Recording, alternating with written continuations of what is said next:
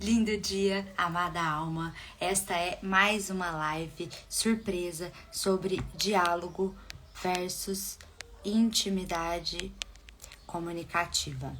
Sempre que eu falo desse assunto, existe muita polêmica, porque as pessoas acham que diálogo é igual intimidade comunicativa, ou então elas acham que o diálogo é o que cura um relacionamento. Muitos casais que eu já consegui acompanhar, principalmente após o término, né? Como eu mentoro mulheres bem-sucedidas, realizadas pessoal, profissionalmente, espiritualmente também, que estavam presas em ciclos de frustrações amorosas, muitas delas já foram casadas, já são divorciadas com filhos, às vezes de 2, 3 casamentos. Então são mulheres que têm essa vivência de já terem sido casadas anteriormente. Ou então de terem sido juntadas com alguém por muitos anos e terem essa experiência de conviver com uma pessoa intimamente.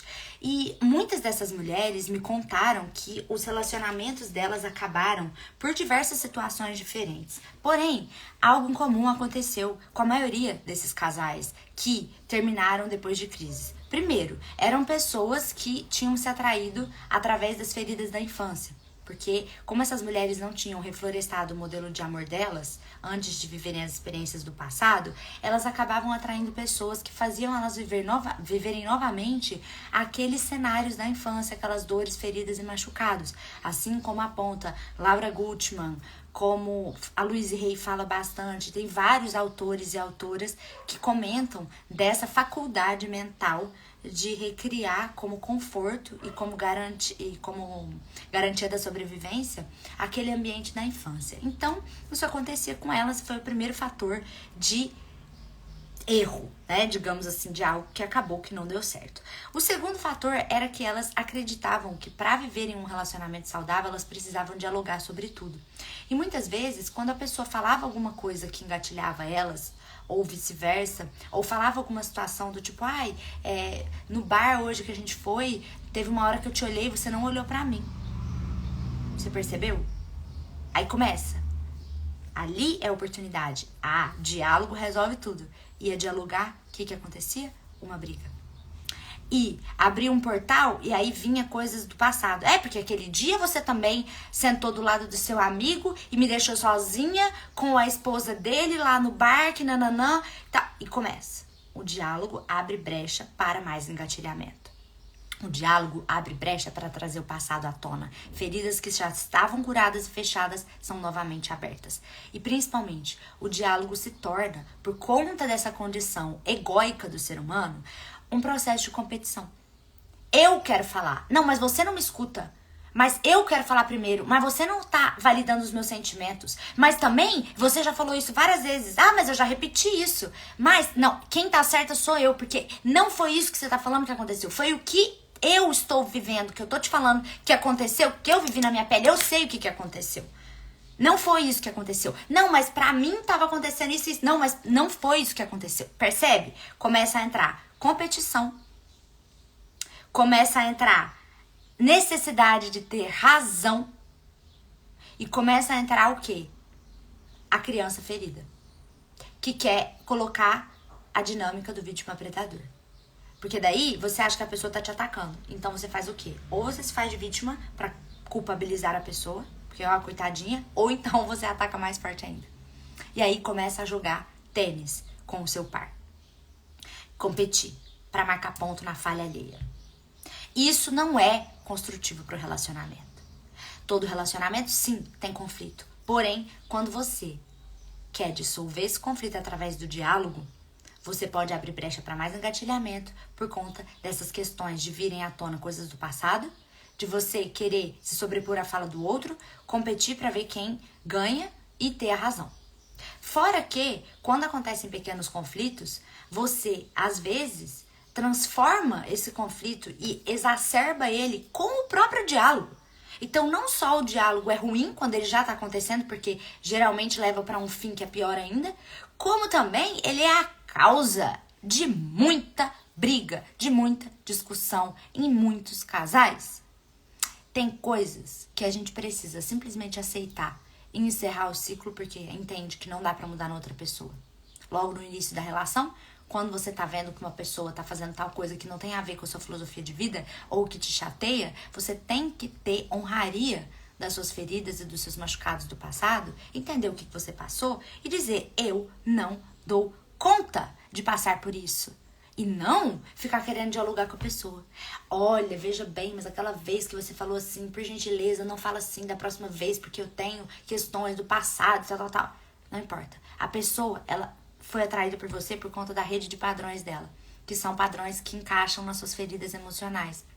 Então, o padrão, vamos supor que essa parte da minha mão é um padrão. Tem várias atitudes que saem de um padrão. O jeito como a pessoa te responde uma mensagem, o jeito como a pessoa te olha, o jeito como a pessoa vive a vida dela. Tudo isso são atitudes isoladas, né? O jeito que a pessoa te trata quando você põe uma roupa tal, o jeito que...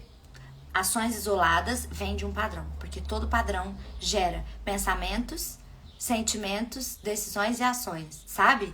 É assim, é uma escala. Então o padrão, ele vai agindo em você através do que você pensa, do que você sente, do que você decide e do que você faz.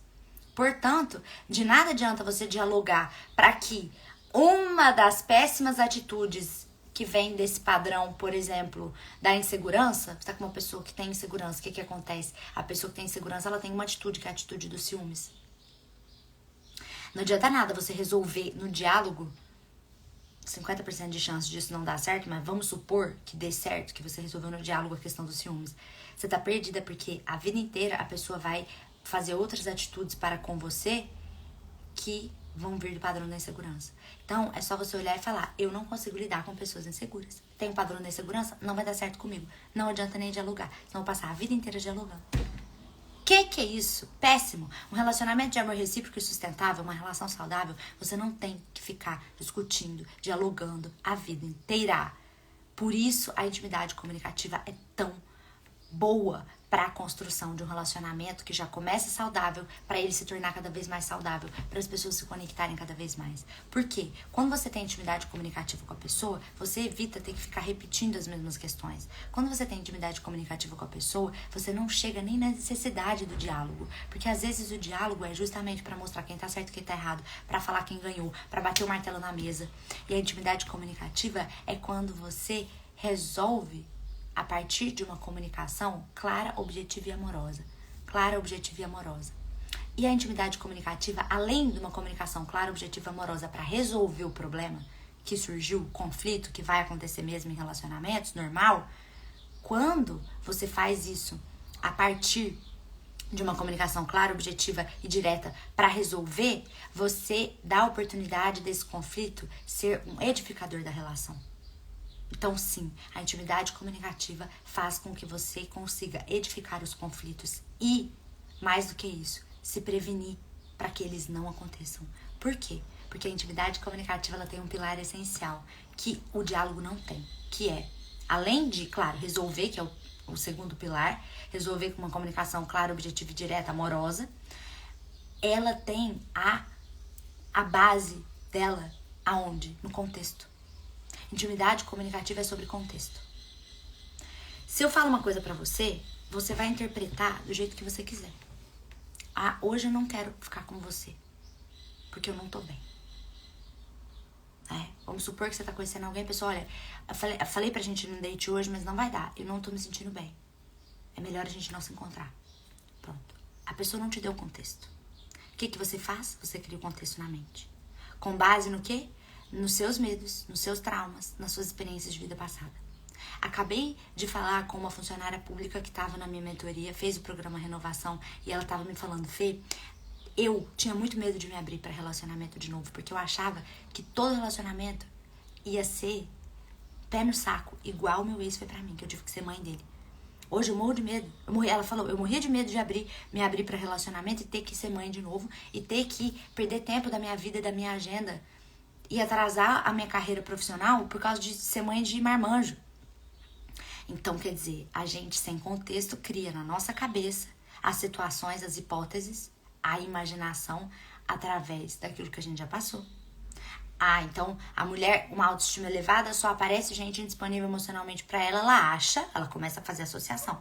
Porque eu sou muito poderosa, porque eu sou muito bem decidida, eu afasto as pessoas seguras e só atrai gente imatura, como eu até comentei nos stories. Ela acha isso, ela cria um condicionamento que cristalizou uma crença na cabeça dela, que ela só vai atrair gente indisponível emocionalmente confusa. Então, a pessoa vira pra ela e fala, eu não consigo sair com você hoje, por exemplo. O que ela vai criar de contexto? Ela vai criar um contexto que, lá, não tá disponível pra mim. Mas, na verdade, a pessoa pode ser que esteja pensando o seguinte, eu não estou bem, eu tô cansado, eu tô estressado, não vou ser a melhor versão. Essa pessoa merece a minha melhor versão. Então, a pessoa ia dormir, ia acordar no dia seguinte e ia te propor um outro date, ia te propor alguma coisa. Acontece que ela cometeu um erro, que foi não te dar contexto. E aí você lá, autoestima elevada, só atrai gente imatura e indisponível, você fala assim, não quero mais. Já não quero, já acabou, bicho. Porque você criou o contexto, a pessoa já está me rejeitando. Então você já vai lá e fala, ah é? Então tá bom. E aí já bloqueia, já exclui, ou já não fala mais, ou já responde de uma forma agressivinha. Ou a pessoa que te chama no dia seguinte super disposta pra fazer alguma coisa, você fala não, porque a pessoa falou não pra você no dia anterior. E aí, a falta da intimidade comunicativa incapacita muitas mulheres com autoestima elevada e bem-sucedidas a viverem novos relacionamentos, se sentindo verdadeiramente amadas e seguras. Por quê? Porque a ausência de contexto gera imaginação, gera criação de hipóteses na cabeça. Essa criação de hipóteses é baseada em traumas, feridas de infância e situações do passado. E medos. Eu tenho medo de ser rejeitada, então eu vou criar a todo momento que eu tô sendo rejeitada. Eu detesto ser atacada. Eu me sentia muito agredida, muito atacada, muito punida na minha infância. Então, hoje, quando a pessoa me critica, quando a pessoa desconfia de mim, naturalmente, o que eu faço? Eu acho que a pessoa tá me atacando. Por quê? É impossível eu tirar. É impossível apagar meu passado. É impossível. Eu tenho que me empoderar dele. E entender que pelo fato de eu ter sido muito atacada, muito punida, muito agredida, eu sou uma pessoa que fico me defendendo disso toda hora. Então toda hora eu acho que eu tô sendo atacada. Toda hora eu acho que eu vou ser punida. Toda hora eu acho que a pessoa que tá desconfiando de mim, na verdade ela tá me atacando. E na verdade a insegurança da pessoa, ela que tá desconfiada de mim, não tem nada a ver com isso. Né? Então, só que eu sei disso. Então, quando alguém que fala pra mim, porque eu achei que você fez isso, na verdade, não entendi, porque eu já me sinto atacada, eu já sei. Putz, tô me sentindo atacada. Aí eu faço o quê? Eu crio contexto. Se a pessoa não cria, eu crio contexto. Porque eu tenho a capacidade da intimidade comunicativa hoje. Eu desenvolvi ela em mim e desenvolvo nas minhas mentoradas também. E aí eu crio contexto. Eu falo, bom, deixa eu te falar uma coisa. Na minha infância, eu fui muito punida, muito agredida por conta disso, disso e disso. A situação que mais me marcou foi essa.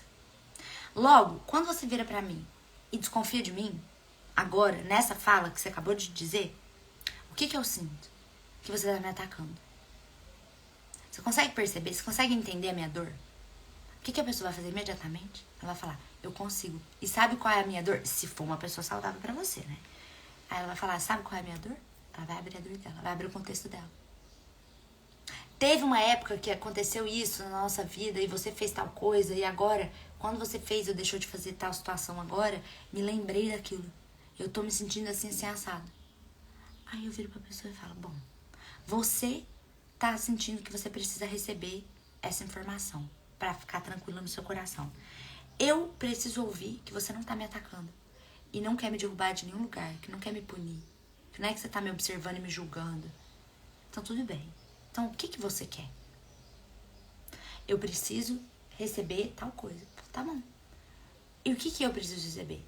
Eu preciso saber que você não tá me acusando. Que você só tá falando de você. Você pode repetir pra mim? Gente, claro, eu sou adulta, a pessoa também, mas o que vai acontecer? A minha criança vai chegar infantilizada ali, vai tomar conta da situação, porque é ela que gera minhas emoções, não é a minha adulta. Então não adianta fazer terapia, não adianta eu ser madura emocionalmente, porque na hora do conflito quem aparece? A criança que é imatura. Então você tem que ser adulta emocionalmente maduro o suficiente para gerar intimidade comunicativa com a sua criança interna, com essa parte da sua psique infantilizada, tá? E com a outra pessoa adulta ali do outro lado, que na verdade não é adulta coisa nenhuma, né? Tá ali a psique infantilizada dela tomando conta da situação. E aí, quando você cria intimidade comunicativa com essa parte da sua psique que é infantilizada, que vai ser a que vai sair na hora do conflito, e você consegue fazer isso com as outras pessoas ao seu redor, porque é natural, se você consegue fazer com você consegue fazer com o outro, você consegue atingir o que é a solução do problema. Então tá bom, não é pra gente resolver o que aconteceu ou deixou de acontecer naquela situação que nós estamos brigando por. Não é sobre isso, não é sobre o que você viu, o que eu fiz. Não, eu não fiz isso que você viu, não, mas eu vi, não, mas não foi. Pra que ficar perdendo tempo nesse diálogo? Não vai resolver. Vai resolver o quê? Contexto. Por que você se sentiu dessa forma? Traz o contexto pra mim. Eu trago o contexto pra você do porquê que eu senti daquela forma. Dado o contexto, a necessidade aponta. Qual é a necessidade que você tem? O que você precisa receber agora? E eu falo, o que eu preciso receber agora? Vai ser uma coisa idiota, tá? Vai ser um abraço, um beijo, uma fala. A pessoa já repetiu 300 vezes que te ama apesar de tal coisa. Você vai ter que falar de novo. Porque é uma criança que tá ali dentro. Não pode querer resolver problema como adulto. Péssimo isso que estão ensinando por aí. Não funciona. Que é o diálogo. O diálogo você vai lá, toda adulta, querer. Chato. Um saco. Pau. Muito chato.